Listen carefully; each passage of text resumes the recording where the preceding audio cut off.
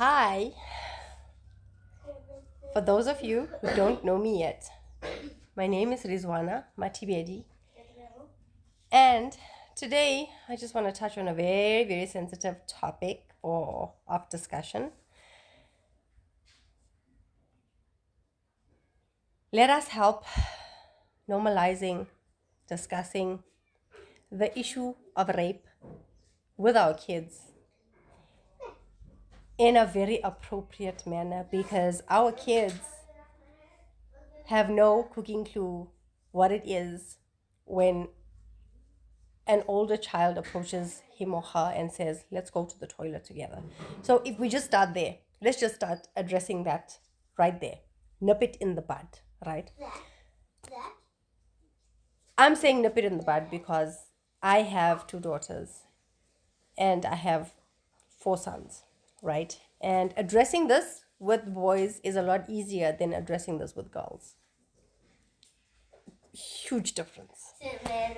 Boys understand this a lot easier because you get to tell them, listen, you treat girls the way that you treat your sisters with respect.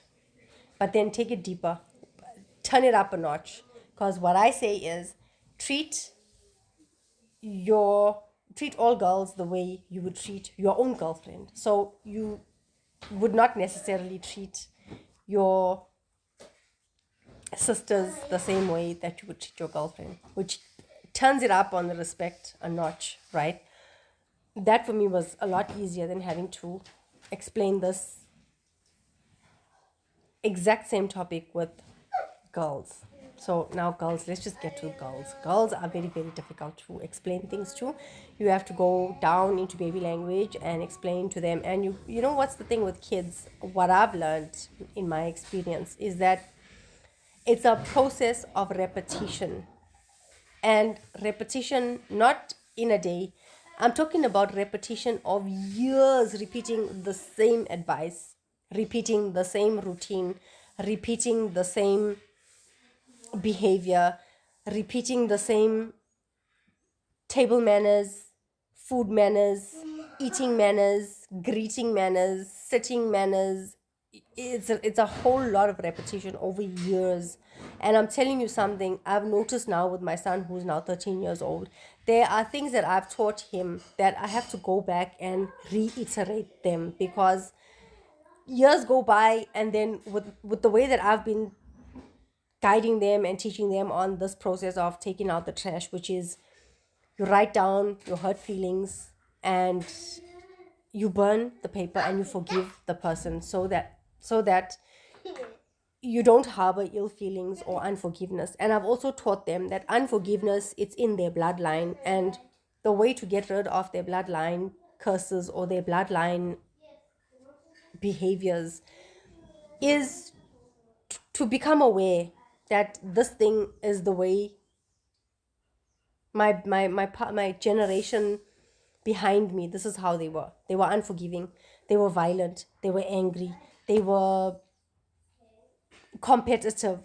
right? So these things, I make them aware of them so that they know and they understand that when they start to behave a certain way, then they must know that this thing, it's not normal. When it feels like it's too normal, this is, let's just get comfortable in this way of behaving rude or behaving abrupt or behaving proud, then they must know that, you know what, this is a bloodline thing and you gotta nip it in the bud for themselves. This is what I say to my own kids. So this thing about rape, it's a very, very sensitive topic because even in my previous video, I mentioned that I had read an article that they spoke about a child being raped, 7 years old. Now this thing is always being swept under the carpets, especially in Black communities, and I don't understand it.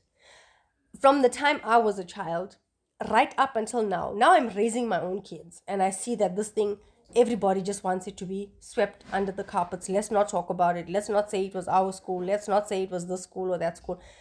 As for myself, I have been teaching my kids from your mom to your dad to even the auntie that takes care of them when I'm not here. Nobody, when they are bathing, is allowed to touch your private parts. Nobody.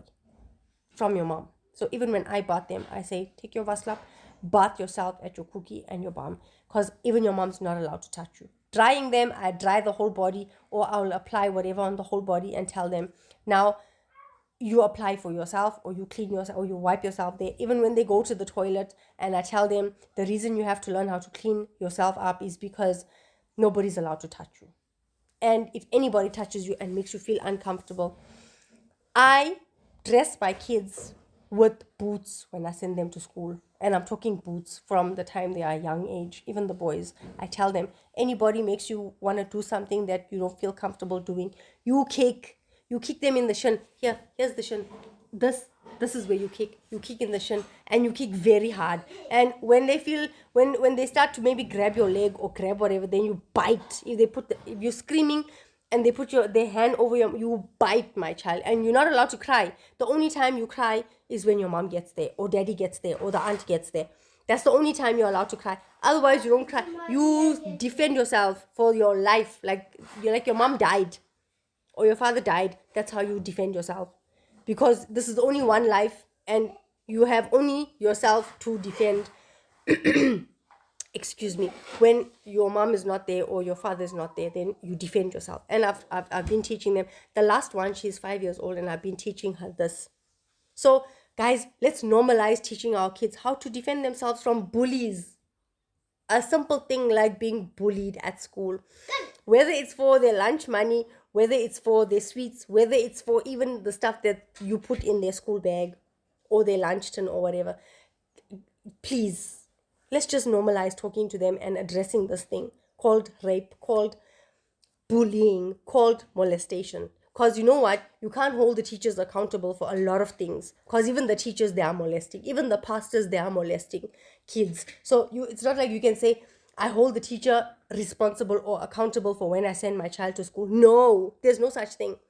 You teach your child everything that gives them the sort of confidence and the sort of independence that they need, because you know when you were in school what it felt like to be bullied. And if you don't know, then look around you, guys. Look around you.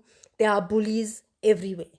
Everywhere there are bullies, even in your community. Even when you think your child is not being bullied, then your child is the one that's bullying. And also teach them how to not bully other kids. And the way to do that is to speak to them appropriately. Manage how you speak to other adults when they're around. Speak appropriately. It is what it is, and it has to be what it's got to be. And you are definitely responsible as the person that's raising those kids, that spends most of their time with the child, right? There's no way that you can say, I'm going to blame the teacher, I'm going to blame whoever. Guys, the teacher is teaching sometimes 43 kids in one classroom. How do you hold the teacher accountable for 43 kids in a classroom? Teach your kids in the house manners. Teach them table manners. Teach them how to respect the siblings in the house. Teach them how to respect you. Draw the line between the adult and the child. Positive affirmation, positive assertions, assertively relay positivity with your child from a very, very young age. You do it from the time the child is even born. You speak to them positively. You teach them that there are boundaries. This is your time to teach your child how to create boundaries from this age in their life, so that when they grow older or they get into relationships or they get into friendships, there's no boundary that's overstepped, because your child already knows the boundary. And for what it's worth, let your child be the one that sets the trend, especially when you can see that every other child is going this way, this way that society wants them to be, or that teachers or other adults teach them how to be quiet, don't speak, you're making a noise. Like, these things are not normal. These things are just not normal. You can't tell a child that a child is making a noise when they are talking. All they want to do is to be heard. Think about yourself and think about the things that you needed when you were at that age or that stage. That's the only way to know what to give your child.